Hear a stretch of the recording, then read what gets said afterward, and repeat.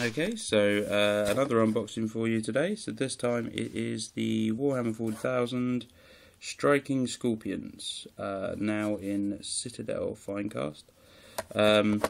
This was the first finecast item that I picked up after its release, back when we were all still really excited about it and weren't really aware of all the issues it was having.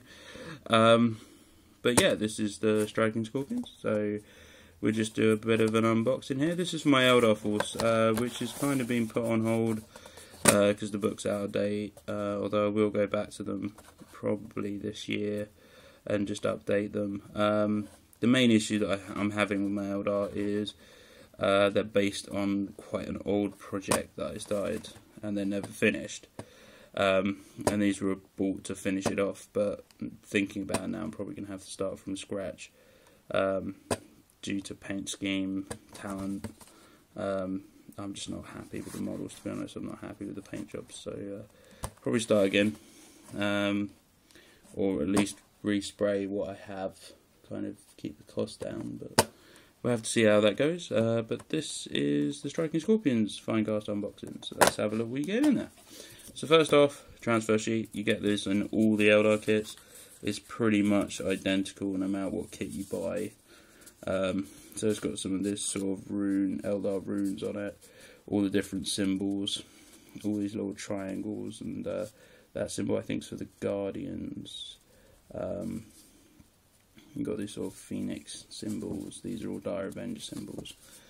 Then you've got some of the major craft worlds along the top, so yeah, it's a good decal sheet, but I don't tend to use transfers that much, and a lot of them are white, so they're not showing up very well.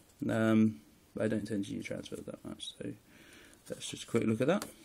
And this is the main package. Yeah, standard for finecast. They come in these little plastic things. So if I open that up for you. So first off, boring bit, bag of bases. Need them, but they're not that interesting.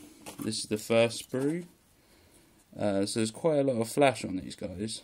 I think this one is supposed to be the Exarch, maybe? No, this one's supposed to be the Exarch. So this is the Exarch. A lot of flash. But I did open them quickly and have a proper look at them. There doesn't seem to be much defect on these, so I'm quite happy about that. But yeah, they're really cool models. I've always loved the Striking Scorpions. They play a good role in the game as well. They're kind of your mass infantry combat unit, as in you don't get these in mass, but they take on bigger squads of orcs and things, and they tend to come out on top with their high initiative and their amount of attacks. But be careful when fielding them. They're quite, well, they're not quite fragile actually. They're toughness 3 like all Eldar, so to a certain extent they're fragile, but they're also 3+ save. You can infiltrate them. You can give them move through cover from their Exarch skills that he can pick, and they get quite a lot of attacks. And at strength 4, they're one of the few Eldar units that actually hit at strength 4, and you get your shuriken pistols.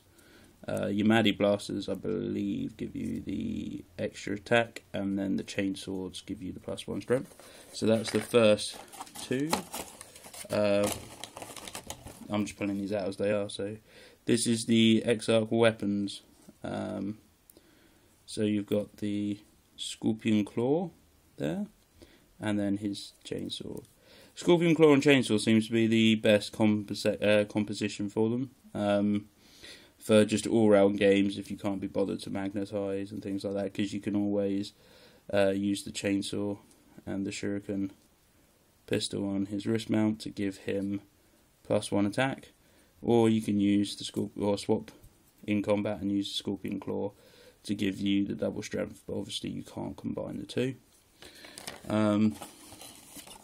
Then we've got the normal Striking Scorpion chainsaws.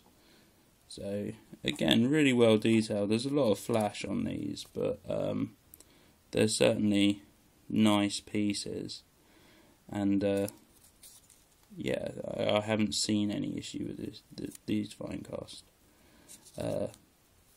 in this box anyway, with the finecast. Then we've got